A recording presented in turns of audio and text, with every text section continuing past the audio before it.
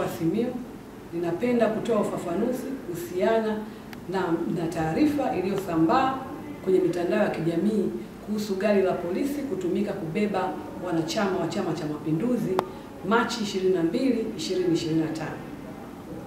Naomba ifahamike kuwa mnamo tarehe 22 Machi 2025 gari ya polisi namba PT 4342 iliyokuwa ikitoka wilaya ya Tilima kwenda Bariadi ambako ni makao makuu ya mkoa wa Simiyu kwa kazi maalum.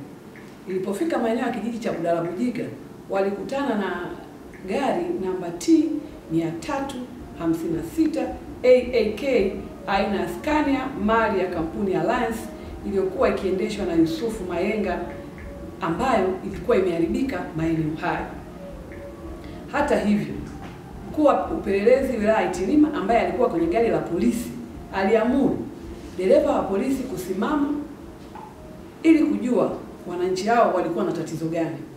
Ndipo wananchi hao walieleza kuwa walikuwa wameharibikiwa na gari iliyotaja hapo juu, ambapo walikuwa wakisafiri kutoka wilaya ya Tilima kuelekea Bariadi, nao waliomba msaada wa usafiri kwenye gari hilo la polisi.